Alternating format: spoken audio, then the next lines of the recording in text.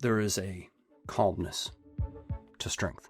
Usually when we think of somebody, call it a power lifter getting ready for a max squat, for example, or deadlift, and they're screaming, or, it's the squat, and they're banging their head against the bar, and they're smelling salts, and they're getting all amped up mentally to do that.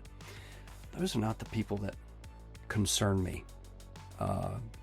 It's the old joke has always been, watch out for the quiet person, right? The person that's being loud and braggadocious, well, they're usually just loud and braggadocious. The quiet person usually got a little something more going on. I'm Todd Vande, CEO of Stark, and I've gone from vegan to paleo to keto to carnivore, from cryosaunas to ice baths to training like an athlete to being injured like an athlete, unfortunately, and enhancing my mobility and optimizing my sex hormones with thousands of labs and various forms of scans. I'm surrounded by high-level medical doctors, naturopathic medical doctors, chiropractors, nutritionists, and strength coaches, all leading me in concert to a state of optimal health. And I'm here to share that journey with you, regardless of your age, your genes, or your medical conditions. Today, I'm talking with Brett Jones, one of the leading voices in strength all around the world, and someone I deeply respect, not just for his technical expertise, but for how he sees strength as a pathway to emotional and psychological growth. We've talked before about mechanics and mobility and performance, but today I want to go deeper into the human side of strength training. And why do we keep coming back to the barbell? What happens mentally and emotionally when we pursue this type of mastery over our bodies? And how does this process build not just stronger muscles, but stronger minds? I love this topic. I'm really excited to talk to Brett, and thank you for joining me.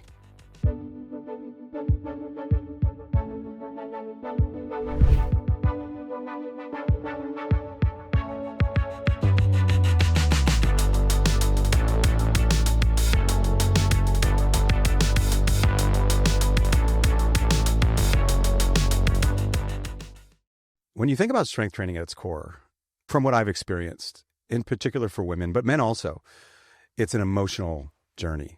When milestones are reached, or there are things that occur that they view as an accomplishment, tell me more about, because you've got so much experience in this, what emotional needs do you think strength training fulfills in people?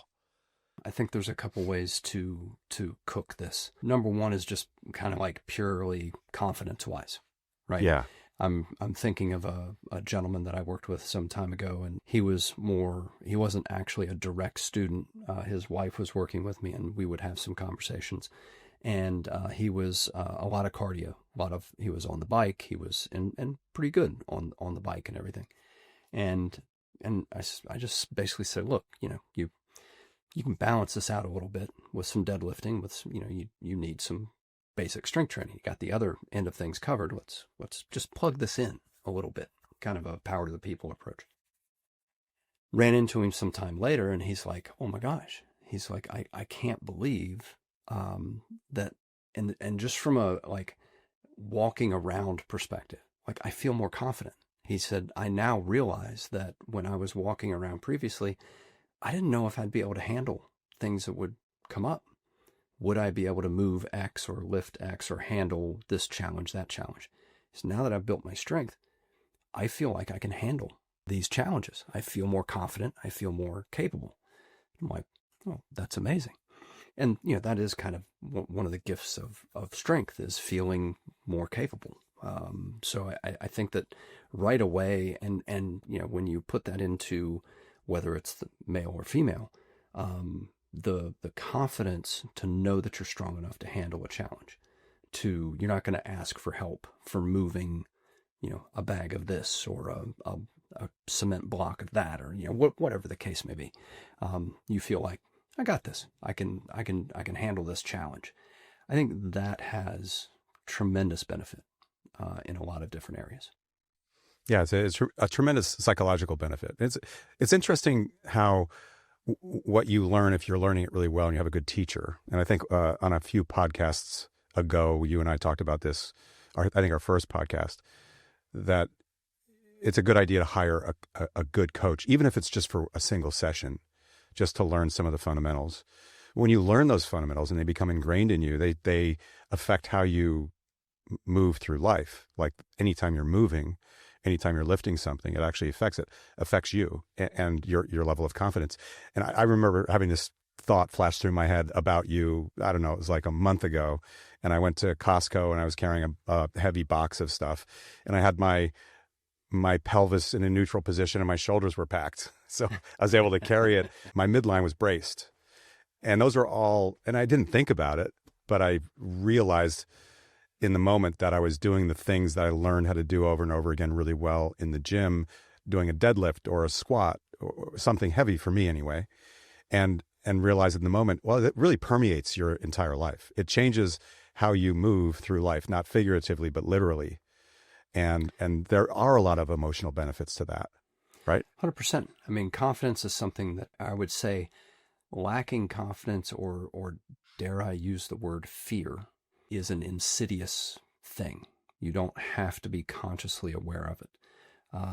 It's something that can be there in the background, that you're just a little hesitant about some things, not verbalizing it, but hesitant about some things because you don't know if you're going to be able to handle that challenge or the thing that comes up, or, people are going to see me struggle. And I have over years worked with a good number of people in the senior population. And in that group, when they walk into somebody's house, they hate to see the low couch, or the low couch with the low squishy couch. Oh yeah, because when they sit down, they know they're going to struggle getting back up. And so when you build their strength and they feel like, no, I can get myself to the edge of the couch, I can get out of there, I can stand up on my own. There's a lot of confidence that gets built, and that person knows, hey, if I go into somebody's house and they got that challenging chair, sofa, whatever the case may be, I'm going to be all right. I'm going to be able to get myself out of there. I'm not going to need to ask for help. And that's when you talk about that emotional component, the confidence or / fear, being strong and knowing that you can, transition yourself from point A to point B at the most fundamental levels, up and down off a toilet, up and down out of a chair, couch. You're out camping and somebody hands you one of those great, camping chairs, and might not be what you're used to sitting in. And, you can, if you're above a certain age, or you have certain, you've been through certain illnesses, or haven't been training, or whatever the case may be, injuries, you might wonder if you're going to be able to get out of the chair without help. It's a big deal. Yeah, it's a big deal. Not something that younger people think about at all, really. But, certainly the elderly, like my parents, they're in their 80s. They think about those types of things, and they're in the process of going through strength training through the Stark ecosystem. And I can see their confidence level starting to change as well. It's really exciting to see that. But you've also worked with a lot of athletes. So this is the other end of the spectrum, right? In terms of movement, you're trying to optimize performance rather than gain back a fundamental range of performance. So for those young athletes, how do you see the emotional impact on them? What do you see change in them? It boils back down to confidence. They start being able to, they realize they're going to be able to make the play, so to speak. Their ability to change directions improves. Their ability to accelerate improves. And so, as their strength comes up, and as they gain or train the ability to apply that strength quickly, aka power, then their confidence on the field goes up. And it's one of the things, you'll hear it a little bit more from the standpoint of like ACL rehab, or return to play after any significant injury. And football players are good for this because and I've worked with enough that until they take the first hit, they're not sure if they should be back on the field. Really? They got to get hit, and then they're like, all right, I'm back. Like I can do this. And almost like they have to reprove to themselves again that they can handle it. 100%. And there is that, like I said, that insidious little in the back of the brain. It's like, you had this thing happen. Now you're back out. Where that thing happened, I'm not so sure about this. And this is where we kind of got in trouble rehab-wise. We started doing accelerated ACL rehabs, and you started getting kids and players back on the field 3 months after surgery, 4 months after surgery. Way too early. If your ACL rehab should be a year, before you're really back on the field. Mm-hmm. But we started pushing the envelope and doing these accelerated protocols. Well, we saw a lot of re-tears or tears on the other side. And that's the thing that kind of gets lost is, yeah, we might do a good job of rehabbing that surgical side. We just maybe forgot it's attached to the rest of the body. Yeah. And we need to make sure function has been restored in total. And then confidence has to be restored. A friend of mine had a shoulder surgery recently, and even though he's back to pressing like a 32 and 36 kilo bell, he's hesitant in a push-up or one-arm push-up situation. Just when he loads it in that plane, there's a little something saying, you're not ready for this. Mm-hmm. But now you take an athlete and you put him on the field in a competitive standpoint, there's going to be some fear around that. And even if they're not acknowledging it or they're not giving it voice, doesn't mean your brain isn't thinking it. Yeah. This is such an interesting topic. And it's something that I don't think many consumers and athletes alike attribute to strength training. Mm-hmm. Strength training is to get stronger, but it really is a tool for emotional strength. It's a tool that springs into a level of emotional resilience it's very difficult to get in any other way, especially if you're an athlete and you're stepping onto the field like you described, and you've got those little voices in your head. Because strength training, you don't have to, every time you show up to do strength training with a good coach or alone or whatever you do, it's a practice, right? And so you don't show up nervous. At least I don't. Like if I don't have a great strength training session today, it's not really a big deal. And I'm chipping away at it over time. And so it's a very manageable process that leads to a level of emotional strength that I really wasn't aware of. And I've been exploring a lot of ways in which to maintain or develop further confidence. I'm stepping into things that I'm not really comfortable with, like a lot of public speaking. They're all a broad range of things you can do to prepare for getting on a stage in front of an audience or what have you. And it's for people like me that really aren't, I would say, not natural public speakers, or it hasn't been something that you wanted to develop early in life, like in my case. So it's fairly new. That strength training is an example of that. Like you can actually create a higher degree of self-confidence just in that process. And I've seen that be an exceptional tool, even more so with women, right? Because again, it boils down to that idea that I can handle this. Mm-hmm. I can get that 50-pound bag of dog food, whatever the case may be. I can if I need to push the car, I can push the car, sort of thing. And it doesn't have to be that emergency situation. You just feel confident that you have the capacity, physical capacity, to handle that challenge. And for me, coming back from cancer treatment and having to rebuild my strength, that was something that was a main focus. I knew I wasn't concerned about getting my cardio back. Like I knew, that would be an end result of the other stuff that I was doing, but rebuilding the physical capacity, the strength, was my focus. And it did fit, a good bit of that emotional and component, confidence component. Back to women, I don't think women generally think about this, but I've interviewed a bunch of them over the last 6 months or so about this topic, in particular, because I can see the flash of joy, enthusiasm, excitement, even surprise when they do something that they couldn't do before. They couldn't physically do. And a pull-up is a great example, but it can also be a heavy deadlift or a farmer's carry or something of that nature. And it's something that maybe a month ago or a year ago or 5 years ago, they strongly believed they did not have the capacity for. And in that flash, that moment, when they prove themselves wrong, merely by slowly chipping away at it, like every single training session that led up to that moment was a part of the effort, but the journey wasn't recognized as the journey to get to that moment. It was merely something that they believed they should do for their overall health. But then when they got to the moment and they proved to themselves that they have this greater capacity, I think, and this is for kids too. Especially like teenage girls, they're just amazing to watch young athletes because they just don't believe they have it. And all of a sudden, that awareness of increased capacity in that one area of their lives springs into all areas of their lives, right? 100%. Like the ability to socialize in a better way, the ability to get an A in math class, the way they see themselves, perhaps stronger emotionally because they've proven that they're stronger physically. It's really, I don't know about you, but I think it's a fascinating psychological journey to become stronger. Those are the things that I actually, the physical accomplishments, and athletic accomplishments, awesome. It's great.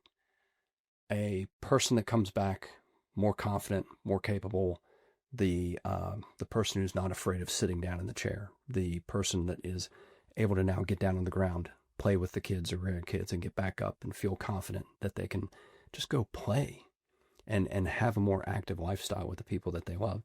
Like, that's the stuff that I really think is amazing. And that's where you're really changing lives, not just accomplishing an athletic goal. And I don't mean to diminish accomplishing athletic goals. I've certainly pursued more than a few myself. But yeah, I mean, the psychology of strength, the confidence that it builds, the self-image, that you can develop, especially when self-image these days is challenged in so many ways. Yeah. Yeah. The impact of social media. Yeah. Mm-hmm. This is a bit of an antidote to that, right? Yeah. And it's a very exciting antidote because you have so much control over this, just showing up, following a protocol, hiring somebody to teach you how to do it properly. There's a lot of control and it's safe, right? Yeah. And again, the way we teach things at StrongFirst, safety is not something we hope for. Safety is part of proper performance. If you're constantly getting tweaked in your training and you're having trouble, getting the momentum because something keeps getting tweaked. Number one, your movement base could be wrong, right? You could have a restricted ankle that's causing problems in the knee or the hip or the back.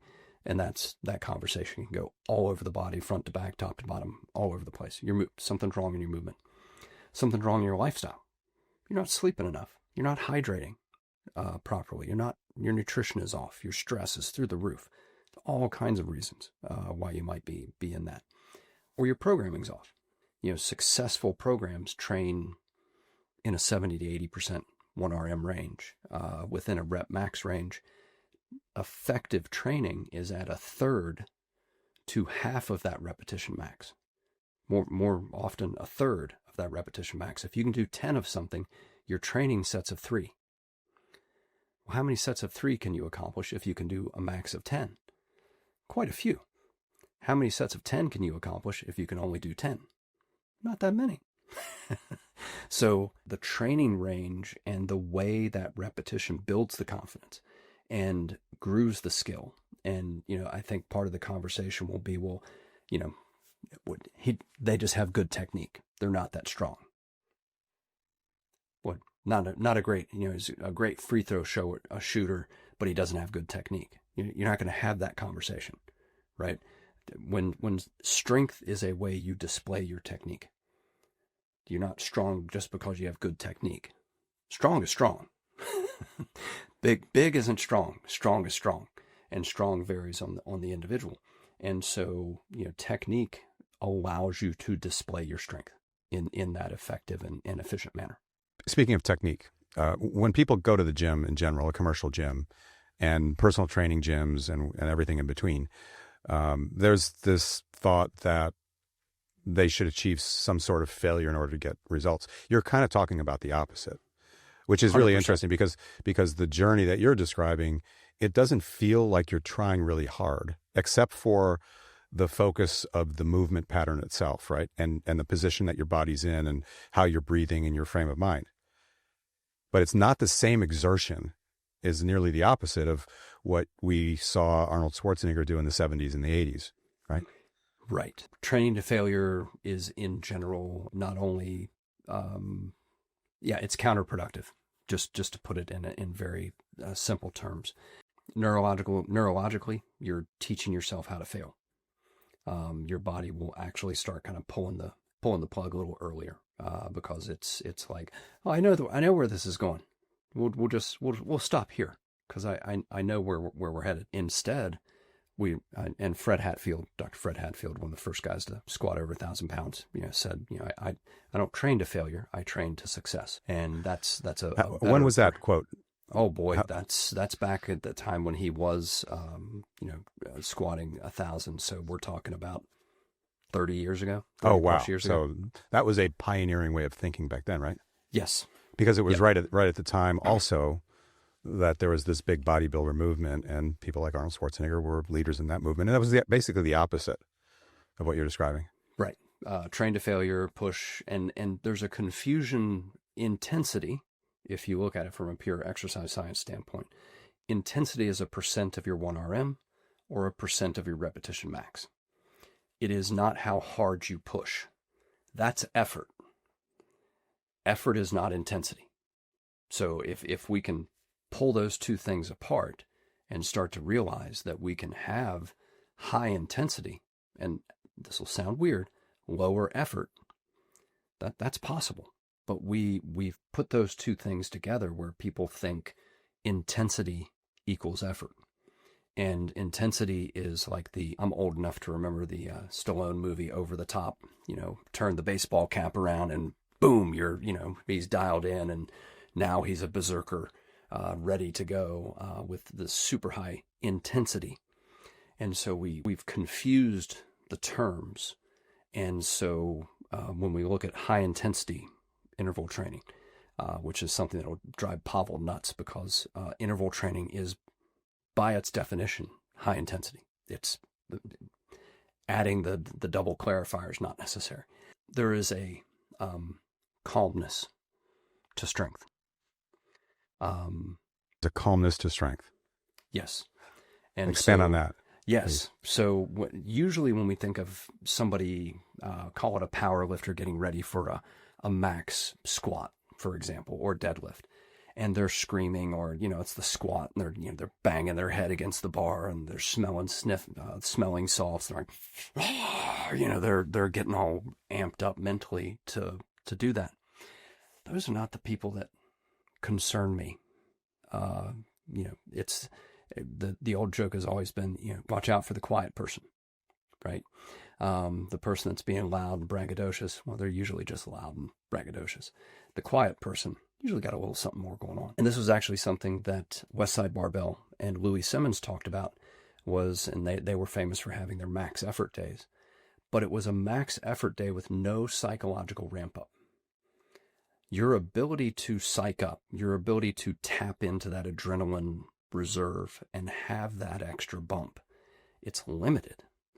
It's like having, and I've never seen any of the movies, but like Fast and the Furious, and you got the NOS, you got the NO2 nitrous on your car, right? You only use a little bit of that, and you only use it for a short period of time, because if you use too much, you blow the engine.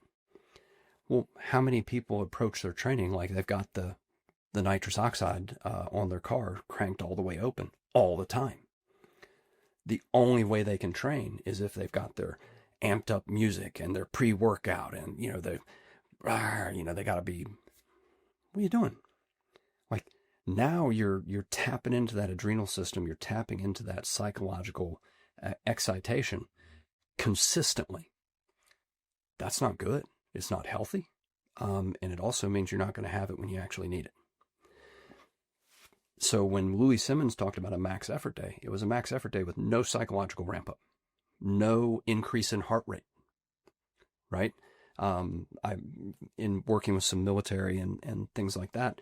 When you look at operators who are very skilled, when they're on a mission and in the most frightening situations that you can imagine, their heart rate's normal. Their heart rate hasn't spiked.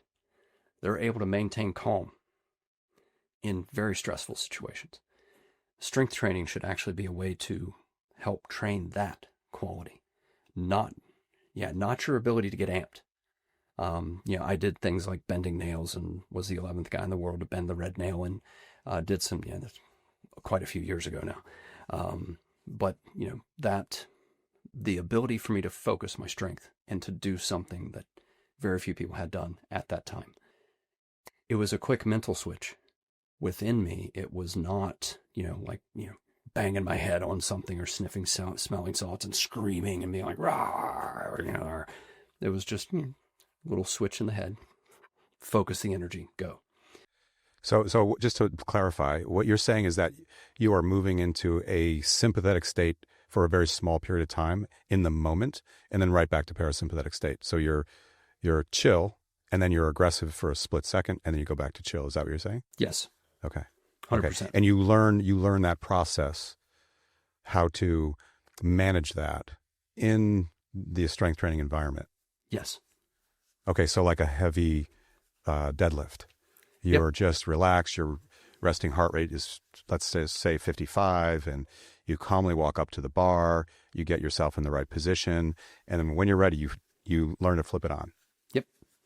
And there's some people that you can find that are rage pullers. They're going to be amped up and walking up to the people bars. slapping on the back of the head and things like that. Exactly. Okay. Exactly. So there, and for that true max attempt, you might get that 1, 2, 3, 5% bump in performance, because now you have appropriately tapped into that excitation that can get you a little extra. That's not your set of 5 on Tuesday, right? If you have to amp up to just get through a set of 5 reps or 10 reps or whatever the case may be, I'm going to question, where you are. You've confused intensity and effort, and you're trying to win the set instead of win the training program, right? So one set doesn't matter. Matters, but it doesn't matter because it's one set of 1,000. You don't need to win every set of 1,000 sets. You just need to train the 1,000 sets. And so that ability to calmly display your strength and not tap into the adrenals, that's when you really start building your strength reserves and your ability to be strong. If you have to amp up and tap into that adrenal, I'm questioning where your training's going. And I know from a long-term perspective, it's not going to be that healthy or effective. Mm-hmm. And our adrenals were designed to be used infrequently. Yes. Not over and over and over again all day long, checking emails, sitting still, and all the things that modern humans do. And it's really a metaphor for our health in total, not just the strength component of our health, right? Mm-hmm. Like to develop great body composition and maintain it for the rest of our lives, you would approach it the same way, right? It's actually quite gentle, maybe with a decent amount of frequency a few times a week, but certainly not 6 days a week. Right. Like 3 days on and 1 day off, 3 days on and 1 day off, which is a very old school way of approaching body composition, like a bodybuilder. Your cardiovascular health should generally be trained very steadily and reasonably in a boring way. Mm-hmm. Your sleep and meditation practice is just good duration and reasonable amounts of frequency.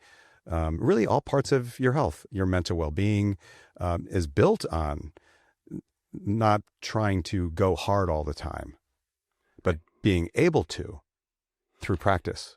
And when you visit those higher ranges, when you look at the Plan Strong and you look at 5% of total training volume, maybe 10% in some programs, maybe, and I think the actual percentage is like 7%, because they get really specific. Maybe less than 10% of your training is over 92.5% of your 1RM. It's like an incredibly small percentage of your training. Cardiovascularly, same thing. Do we want to visit these higher intensity ranges and push the heart rate into a higher zone? Yes, for very short periods of time and infrequently. But we want to win the workout. And so we push until we can't take anymore, and we redline our heart rate. And redlining your heart rate on a consistent basis is a bad deal. That is not healthy to do. Just like trying to redline your strength training on a consistent basis. Training at that 90% plus range on a more consistent basis. Not a great thing to do. Mm-hmm. Yeah, you explore it periodically. Yep. Visit. I just want to visit that. Yeah. Huh. That's a good way of putting it. I like that. I'm gonna steal that if you don't mind. Perfect. Can you explain how strength training, when you do it the right way, trains the nervous system as much as your musculature? I think that's something that most consumers are confused about. So at a certain point, way back in time, we'll just say way back in time, 30 some odd years ago, I was a HIT Jedi. I was a one set to failure machine-based HIT Jedi. So I thought maximum stimulation of the muscle fiber, training to failure, that was the holy grail. That was what you needed to push for. And then I'm at a Perform Better, Learn by Doing seminar, and Juan Carlos Santana and Diane Vivas are up on stage. And Juan Carlos says, look, muscles are dumb. They only do what the neurological system tells them to do. And I'm like, ooh, he's right. So all training is neurological training. You cannot, in my opinion, separate the two. Because if the message doesn't get there, there's no contraction anyway. In fact, when we look at fast versus slow twitch muscle fibers, if you take a muscle that has had a slow twitch neurological activation, a slow twitch neuron, and you replace it with a fast twitch neuron, it becomes a fast twitch muscle fiber. The neurological innervation is more important than the actual kind of physiology of the muscle. The physiology of the muscle will adapt to the neurology. And so all training is neuromuscular. All training is neurological. You have to have this message that kicks off the response. And I mean, you can break it down to dumping of the calcium into the sarcoplasmic reticulum. It kicks off the contraction. And then nobody talks about the fact that you have to pump that calcium back out in order to create muscle relaxation, which is one of the things that rigor mortis is the inability to shut off that contraction. The calcium stays, and so you get rigidity. So all of that is neurological. There has to be a signal that says, hey, do this now. No, do this now. And so intrafiber, down to the basic motor neuron that innervates X number of motor cells, muscular cells, it's all neurological. And so you can't say, and I'm just, for this exercise, I'm just, targeting the mechanical aspect. Mechanical, neurological, and metabolic are all happening at the same time in different mixes for different purposes. So it's all neurological. So interesting. We're running out of time. I've got one more question for you. This is one of my favorite questions. There's a state that athletes call calm intensity. It's a state to which I aspire. I'm hoping I can get some, if this is selfish, get some personal advice. How can the average person cultivate that? And this is not just a training question, but because we're talking about a part of health in strength training, but these concepts really do permeate the rest of your health. How do you also apply this to the rest of your life, not just the training session? It's interesting because calm intensity or flow, the flow state that athletes will talk about. I wish there were a way to say consistently, this is how you get in a flow state. I think very few people that have that mental switch to be able to consistently do that. Most athletes are just, they know when they've got their A game and they're in the flow and they're in the state. And for a baseball player, the ball looks, this big. They're seeing everything the pitcher does just exactly. And they're like, yep, I know exactly where that ball is going. Well, their brain's thinking that. They're not thinking that because it's happening too fast. So a football player, a quarterback that can see the field in an instant and be under pressure from people, very large people trying to hit them, and they remain calm, they stay in the pocket, and they can see the field and hit that. Yeah, it's a trained skill. So it comes back to that idea of not getting amped for an effort, saving that adrenaline, saving that amp, and being very just worker-like. in the training, not using psychological excitation to get amped up for a set. When I'm doing my iron cardio practice and I step into position and I set my feet and I grab my bell, I hit my inhale, and everything's just, it's time to make the donuts. Right? Is that your favorite way of doing it, or is that just what you do to get in the moment? You take that's my favorite way to do inhale. That inhale to brace the midsection, because there are, outside of neurologically amping up and tapping into the adrenaline system, if you hit your intra-abdominal pressure correctly and you tap off those baroreceptors in the abdomen, you do turn up the amp on your neurological system without hitting the adrenal system. So it's not the psychological amp, it's an actual neurological amp, physical amp, that allows you to be stronger. So tapping into that good intra-abdominal pressure baroreceptors, you do get a bump in your strength, but again, without having to take the psychological aspect there or the adrenal hit. Mm-hmm. And so would you recommend that tactic is used across the board for all people when they step in front of a barbell? And what other parts of life should they be doing that, taking that steep inhale? If you need to move something, strength is the ability to produce tension under given conditions. So we all display strength in different ways throughout our day and throughout our training. If I'm going to move something where I need to be, solid in the midsection, I'm going to have that little inhale that sets it. And most of us do it subconsciously from the point of a grunt. If you've ever leaned over in your trunk to pick something up and gone, huh! That's you tapping into that intra-abdominal pressure via the grunt, which syncs up the midsection, pelvic floor, diaphragm, and gives you a little boost to your strength. The converse is true. If you need to relax, and if you kind of drag your hands down your face, how often have you done that to relax? Right? Exactly. And so it's a very natural thing to think, okay, need to calm down.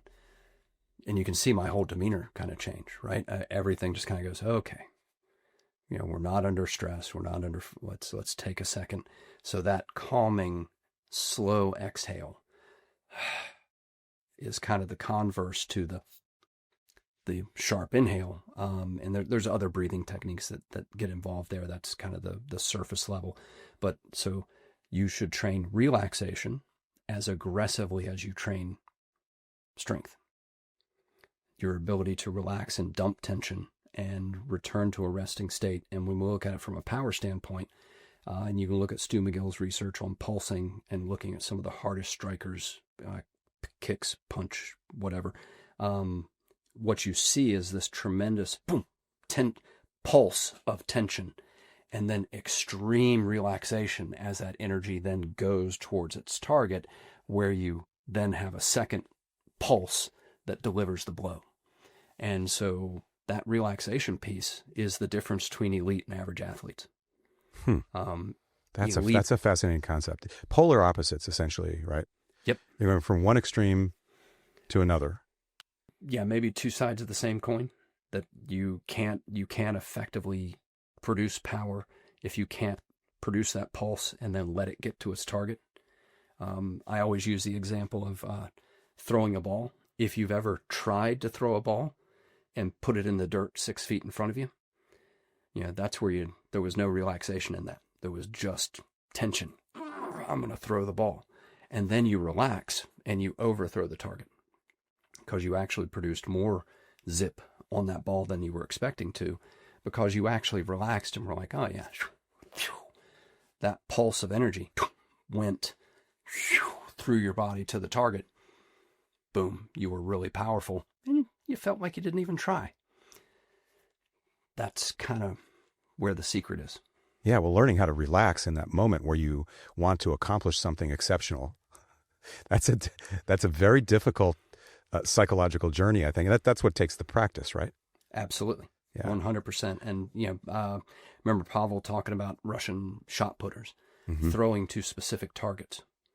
It wasn't always stepping up and doing a max throw. and I'm going to make up numbers here. There's a shot putter coach or somebody that used to shot put who's going to get mad at me, but please don't, because I'm just making up numbers here. But they would throw to specific targets. So they'd throw 10 feet, 15 feet, 8 feet, 16 feet. So they would try to hit these specific target distances. And what that does to your skill and your ability to have that pulse, relaxation, and directing your energy towards the target is much greater than if your thought is all the time, I'm going to throw this as far as I can. Totally different. And that brings us all the way back to what we originally talked about, which is that in a strength training protocol, sometimes you're only doing 30% of your max load, right? And you're going through the whole process, engaging your midline, getting your breath getting your mind in the right spot, and then getting ready for that burst of energy. It's a practice. It's 100% practice. And there's an old time strongman that said, treat your light weights heavy so your heavy weights feel light. And we tend to disrespect the lighter weights or the non-max sets, but the attention to detail is in every rep, whether that's, and if we go with a percent of 1 RM, if I'm doing a 70% 1 RM, which would be a pretty moderate load, I'm treating that with the same attention to detail and dedication to the skill as I am a 95% effort or 95% 1 RM. Those two lifts are the same to me, and they should be too. Yeah, that set of 3 when you can do 10 is to the same attention to detail, quality, skill, speed, everything as you would if you were trying to max it out. Well, I think what I love about this conversation is how clearly it shows that strength, it's not about what people think, really, which is, raw effort, domination, watching a power lifter, get ready to do a squat or a deadlift. It's about connection to your body, yourself, your mental state, your psychological state, recognizing that limits are, sort of invented and your capacity is probably much greater, but it is a process of chipping away at exploring what the possibilities really are over a long period of time in a practice like you described. I really appreciate you joining me again. You're just fascinating to me. Every time we speak, I have a little bit of a, epiphany that pops in my head, and I'm like, and it shifts the way I think about my body and my practice of strength training. So thank you so much for joining me, and continue to remind us that strength training is and can be one of the most profound forms of self-development that is at the fingertips of nearly all Americans. 100%. And it's not costly. It doesn't take a lot of equipment. It merely is a practice that can develop and evolve over time. For the listeners, Brett, how can they find out more about you? StrongFirst.com, appliedstrength.com, at Brett Jones SFG on Instagram, about the only social media I do. Get ready to be bored, because it's just a video of a quick clip of me doing a set of something. So yeah, pretty simple. But at Brett Jones SFG, Applied Strength, and StrongFirst. And one little comment about your Instagram account. For those of you that are on Instagram, and a lot of the people that follow me are following me on Instagram, your Instagram account is not representative of who you are whatsoever. Brett is a leader, a worldwide leader in strength training, and certainly in the United States. And he is a source that our best coaches go to learn. So for those of you listening, if you want to practice strength training, find out more about Brett, read his books, learn from him. Do you also have a YouTube channel you mentioned? I do, but I need to do something with it. That's where you need to put time into. So, yes. So thanks again for joining me. If you all like today's topic, don't forget to like and subscribe, and please leave us a comment wherever you listen to podcasts. If you'd like to know more about Stark, you can visit us at stark.health. That's stark.health.